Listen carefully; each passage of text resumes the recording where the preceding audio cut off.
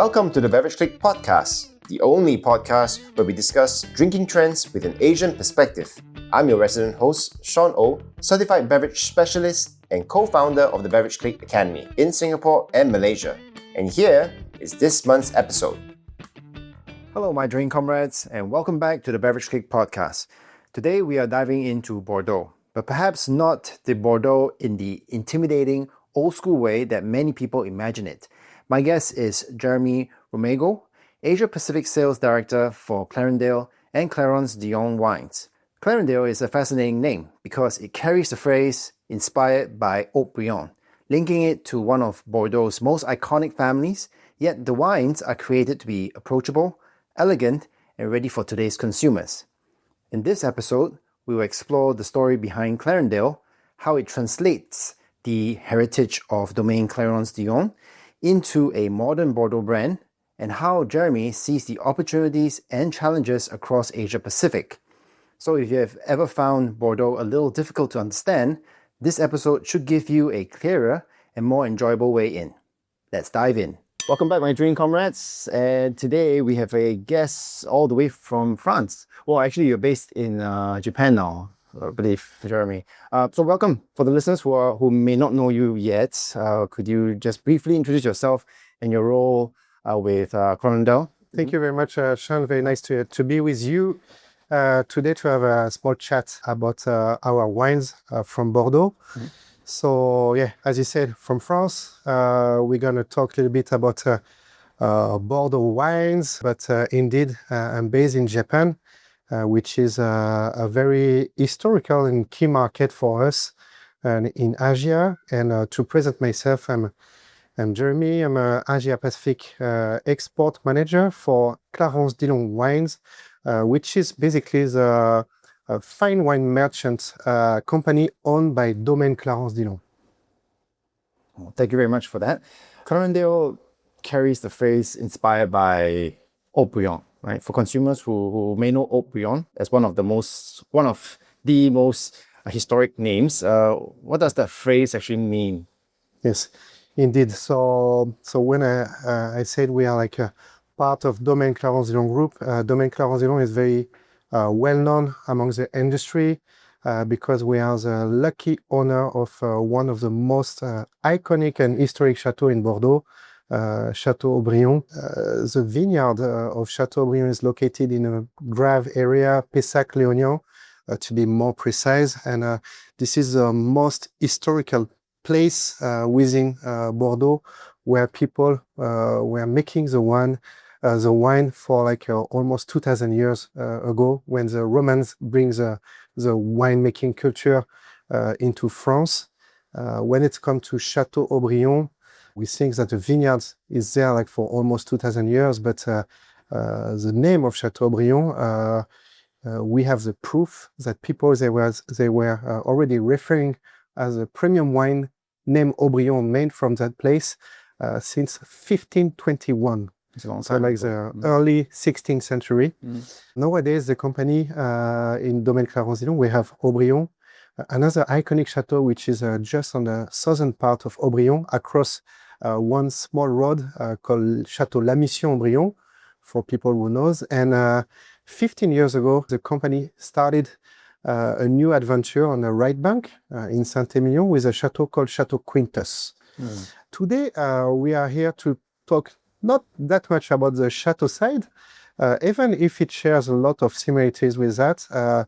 We are going to talk about the family of wine Clarendelle, which is I would say, the little brother of Chateau Haut-Brion, an approachable style of classic Bordeaux wine made by the actual winemaking team of Chateau Haut-Brion, sharing a lot of similarities in terms of style and the conception of how to blend the wine, how to find the right balance and the same style. So that's why on the label we have inspired by Haut-Brion. It's basically and it's very straightforward. It's because it's made by the same people with the same philosophy, but on a more approachable way for both the palate, but also the wallet as well, because obviously it's not 100% made from Haut-Brion grapes, so that helps a lot for the cost as well. Oh, okay. Well, thank you for explaining that because and I was talking to Ryan earlier on about our time in Singapore Airlines, and obviously Clarendelle was part of the menu, and it was probably one of the very first Bordeaux that I was interacting with, because at that point in time, I wasn't really drinking yet. It's a long time ago. So Bordeaux can sometimes feel very intimidating to new consumers. Was part of Clarendelle's mission to make Bordeaux easier for the consumers to understand? Totally. It was the idea of our current president and CEO. So Domaine Clarence Dillon, it's family owned, 4 generations. It has been created by Mr. Clarence Dillon. He was a successful finance guy based in New York. He was running quite a big firm called Dyle & Reed back in the day, and he was a Francophile. So he was really into all about the French culture. So he was speaking fluent French. He loved the fine dining. Eventually, he used to study at Cordon Bleu, the famous culinary school. And when we talk about France, of course, wine is part of the package. And he came across this unique chateau, which is Haut-Brion, and acquired the chateau in 1935. So this is like the beginning of the company, and now is a 4th generation with Prince Robert de Luxembourg, which is a Dillon from his mother's side, but from his father's side is part of a very old European family who are running the Grand Duchy of Luxembourg. So it's the royal family, sharing some roots with some very old French royal family, actually. And thanks to his heritage, he shares the best of both worlds. The old world, very classic from his father's side, but the new world, US, with the entrepreneurial, with the new ideas coming from his mother's side. And before coming back to Europe to join the family business, he used to live abroad and spend quite a lot of time in California, Hollywood, where he was working as a script writer, actually. Okay. And being part of a family who own some of the most iconic wines in Bordeaux. Of course, obviously, people, they were always asking about how to get a good bottle of Bordeaux wine. And that's how he was starting to think about making something special. So when he get back to Europe, he has this discussion with a winemaking team of Haut-Brion, especially with Mr. Jean-Philippe Delmas, another family story. Delmas family, 3 generations of Delmas working at Haut-Brion as winemakers and general manager of the chateaus. And the Delmas, Jean-Philippe Delmas, was very exciting about making a wine using all the techniques and the knowledge of Haut-Brion, but on a much more affordable style. Somehow a little bit like a négociant manipulant in Champagne.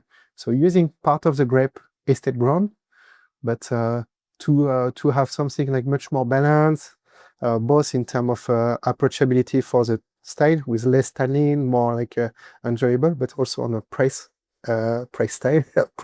side, using grapes for partners growers. So that's when Clarendelle started in 2005 with the 2003 vintage. Oh, okay. 2003. Wow, that's 23 years ago.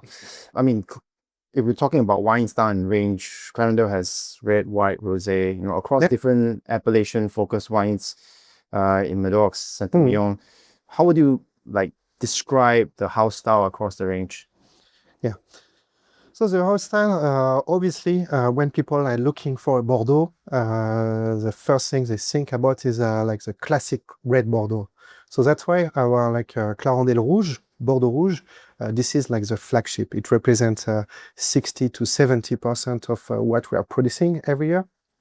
And this is the key wine that we are making. And one of the very specific characteristic of our Clarendelle Rouge is that we want to, when we deliver the wine to the consumer, to the market, we want the wine to be enjoyable straight away. So that's why one of the very unique feature in our Clarendelle Bordeaux Rouge is that we are aging the wine in our own cellar.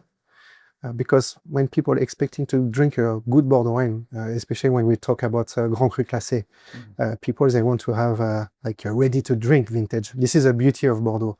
So that's why we are with Clarendelle, we try to replicate this thing, but in-house, by aging the wines in our cellar. And now we are running on a 2018 vintage. So we really want the wine to be accessible, very elegant, at the first sip, just straight away from the bottle. So when it comes to the similarities of the Clarendelle family of wine, there is a motto in the company, which is the elegance. Coming from Chateau Haut-Brion. Chateau Haut-Brion is very famous to be one, if not the most elegant one, among the right bank first growth. So we have the elegance.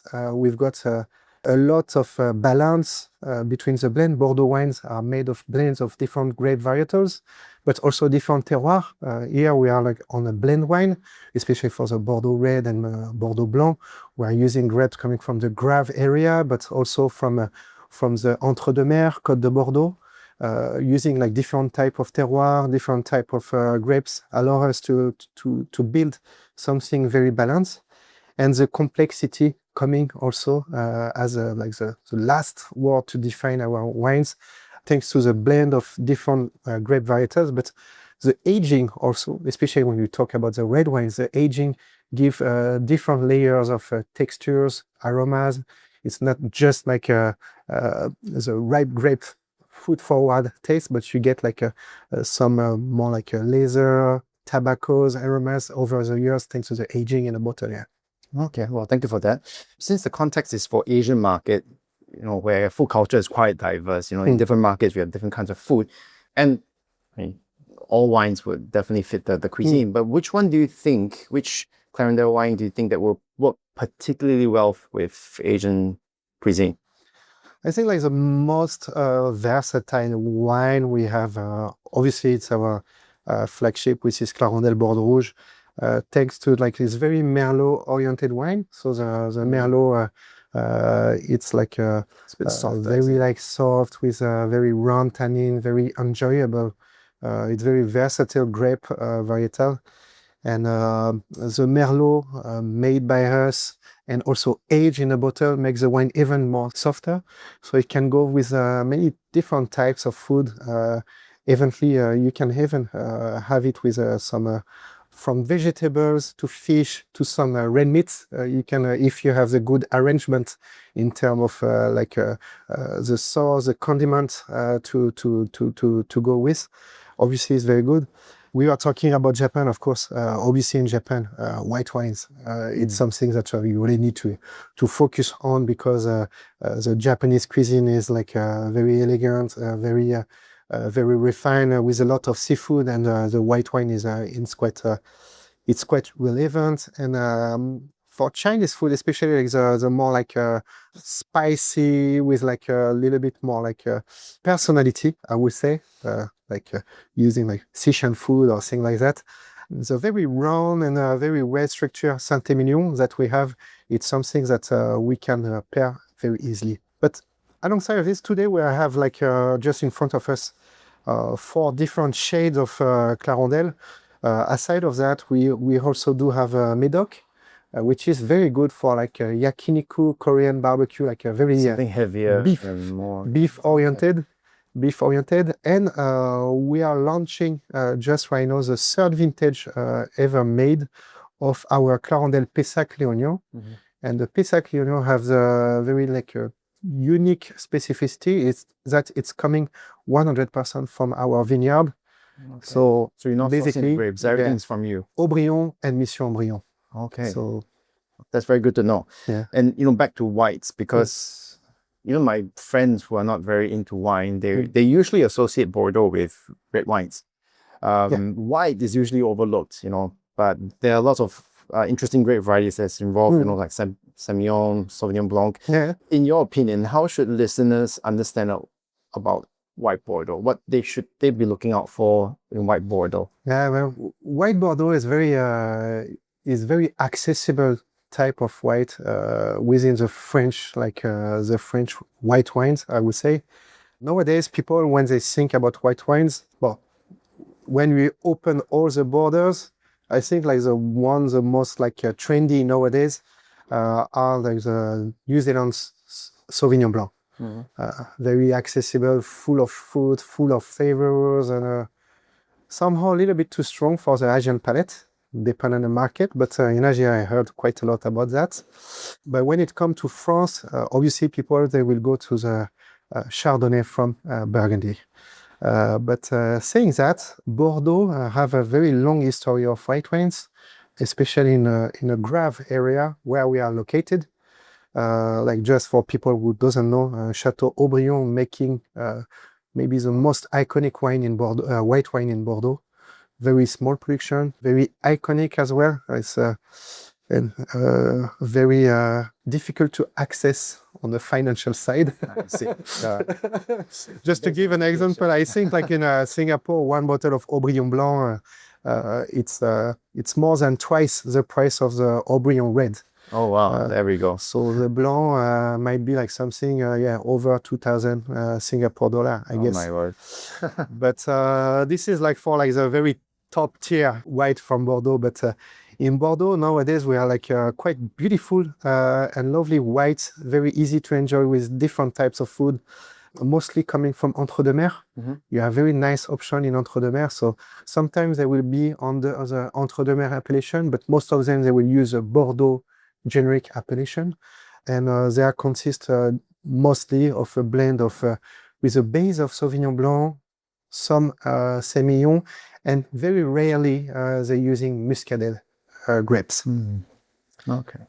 Well, good to know, and thank you for sharing for that. Yeah. Now, maybe we'll talk a little bit more about the commercial side, the strategy behind Asia Pacific, because that's where Forte is, and it's made up of so many different markets, so it's so diverse.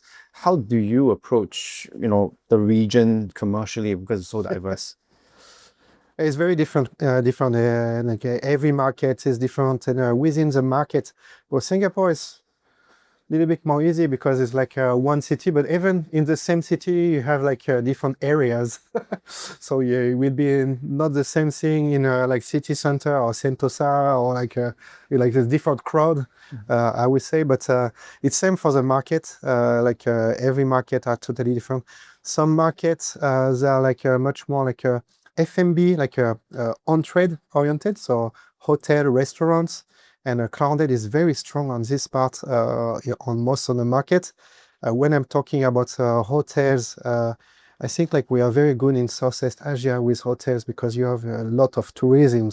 When we talk about Thailand, Vietnam, Bali. Bali is a big market for us, and we are in many 5-star hotels. They love to use Clarendelle because you have a very consistent quality of the wine, nice name. Well, it's a podcast, but if you check online, you can see the bottles look very good as well. Well, designed, able to see it on video cast for sure. Yes. So designed by Prince Robert himself. He's very careful about all the details of the design. And some like more mature market, I would say like Hong Kong, Japan, or even Korea.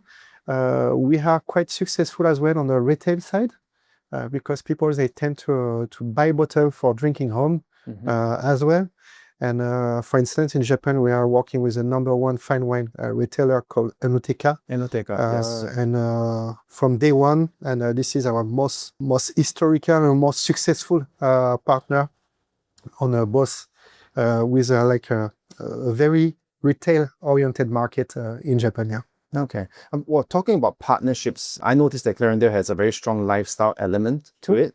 And, it's linked to things like gastronomy, cinema partnerships, I believe. Yeah. Right. And this is me noticing that I think Clarendelle was also involved with the Oscars previously. So how important is lifestyle positioning for wine brands like... we really want to make like the classic Bordeaux, like a classic premium Bordeaux style, accessible for everyone, whatever the older generation or younger generation. And it's very important to be linked with something, like to share a message. And one of the key message when it's come to Clarendelle, well, obviously it's coming from a Prince Robert background in California movie industry. He was a scriptwriter back in the day. And since the very beginning, Clarendelle was very close to the movie industry. Every year we are like sending a dozen, if not hundreds of bottles to like a specific production, like movie or TV shows in US, France. I had a couple of requests also for Australia and New Zealand, because there is a lot of those countries are beautiful landscape, so there's a lot of people like shooting there actually. And thanks to that, we had some very nice return with people using Clarendelle for the shooting.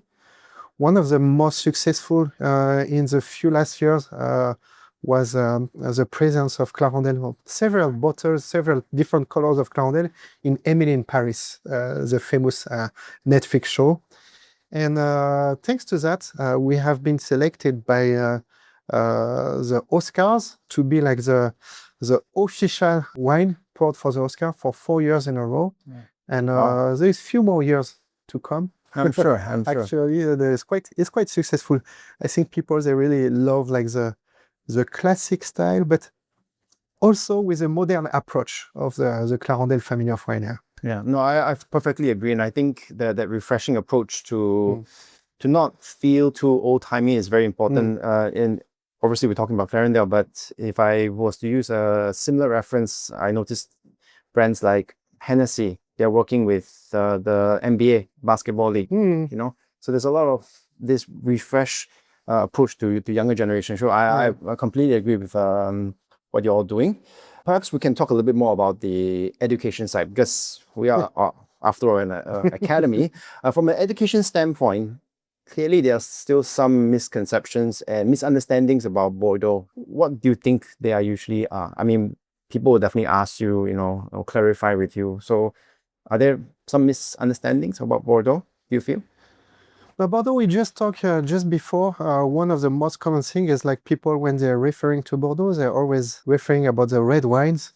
While in Bordeaux, we have this like very unique specificities of having like almost all the colors and the style of wine you can find in a world.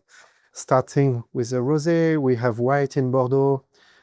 We have gold wines, so like Sauterne or like the sweet wine. I don't like to call it desert wine, because those wines deserve to be drunk also on their own way, not only with dessert. You could have it with cheese as well. Yeah, with cheese is one of the best way, and with like fresh fruit also, it's quite nice actually.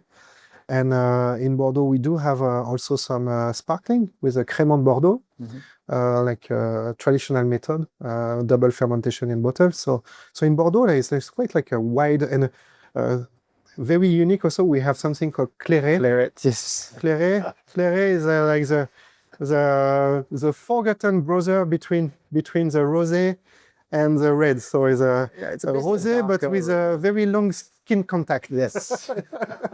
That's a very good way to put it, because I think a lot of people have a misconception, and they may misunderstand what Claret means, because I think to the UK population or the old British, they see Claret as a very different meaning. But so that's a very good way to put it. It's just a darker, more intense rosé, I think. Yes. Yes. Long skin contact rosé. Long skin contact. No, that's very good. That's really very good. So how does a brand like Clarendelle actually help to bridge that gap between casual wine drinkers and more serious Bordeaux fine wine? It have been something not easy at the beginning, because in Bordeaux we are also suffering of one thing, which is like a very discriminating.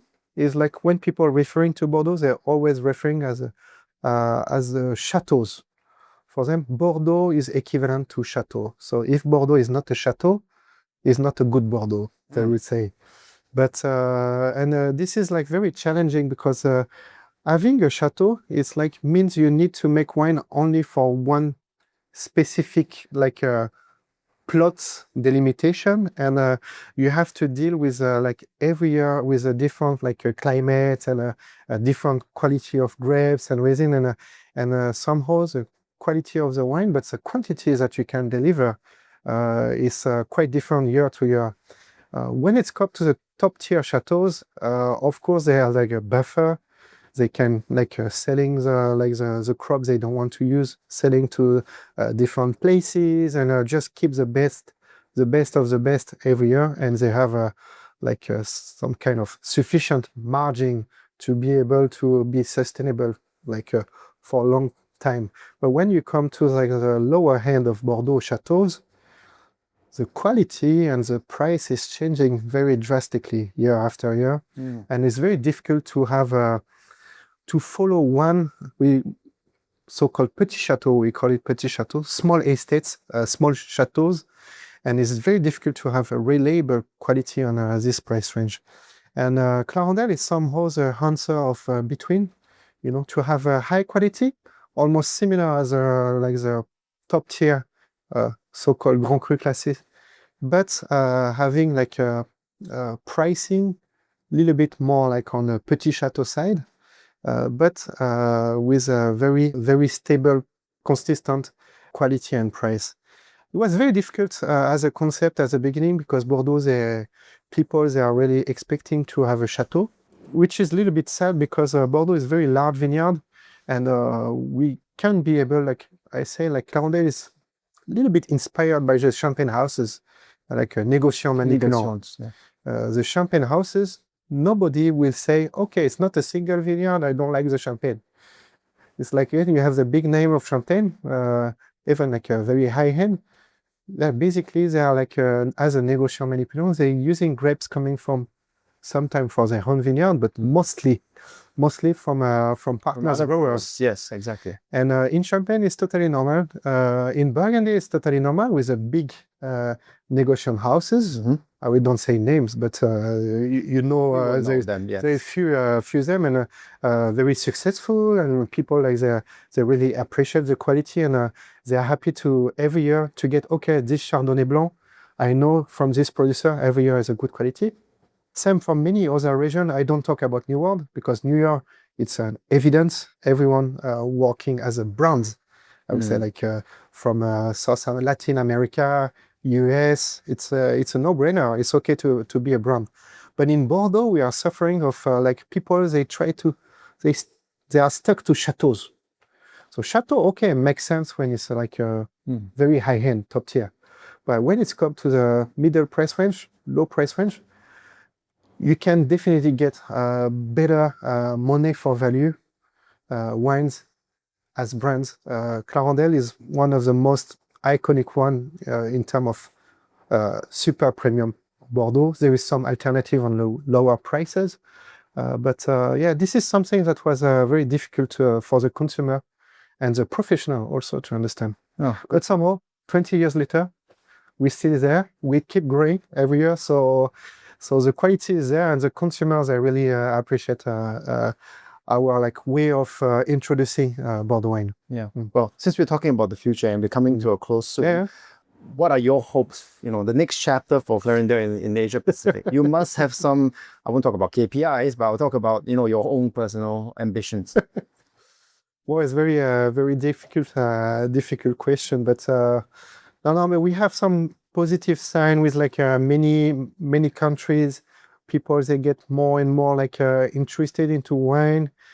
Something that I really like is like back in the days, people, they were like drinking, especially when it's come to French or Bordeaux wine, to have the wine specifically with Western food or French food. But more and more people, like they're like interested to try to make some food pairing with their local cuisine, and is getting more and more successful on that side. And I hope like people, they will still like understand that Bordeaux is it's one of the most, one of the most accessible wine, maybe one of the best money for value. I think, when it's come to premium wines, of course, because it's like it's the largest premium wine vineyard in the world. So we can, it's part of France, but Bordeaux can, as a wine perspective, it can almost be a country. Bordeaux region is quite large and having a very long history with the international distribution as well. Being on the side of the sea, we have a very long history of sharing our wine culture to many different countries. Okay. Well, thank you. Yeah. And finally, what would you like the listeners to remember about Clarendelle after this episode? It could be one thing that they want to remember. No. One thing that I would like people to remember is like to be a good wine, you don't need to be a strong wine. You can be an exceptional wine going on the elegant side. And Clarendelle is a demonstration, especially when it's come to the classic Clarendelle Red and Clarendelle White. It's to be a good and a very enjoyable wine. You don't need to be a very powerful wine with a lot of oak aging, full of air. You can do it the very elegant and balanced way. Okay. Well, Jeremy, thank you so much for your time. Thank you very much. Time. Yeah, thank you. And I wish you all the best to your Asia tour. Yeah. All success. Thank you again. Thank you very much, Sean. That was my conversation with Jérémie Roumegoux of the Clarendelle and Clarence Dillon wines. What I personally find interesting about Clarendelle is that it gives Bordeaux a more approachable entry point without disconnecting itself from heritage. For students and wine lovers, this is a useful reminder that Bordeaux is not just about classified groves, investment labels, or wines that need decades in the cellar. It can also be about balance, blending, food pairing, and understanding how a historic region continues to speak to modern consumers. As always, if you enjoyed this episode, do follow the Beverage Clique Podcast, leave us a rating, and send me your questions or thoughts on Instagram at SoThirstyTraveler, that is so.thirsty.traveler. Until the next episode, drink well and drink thoughtfully and keep learning. Cheers.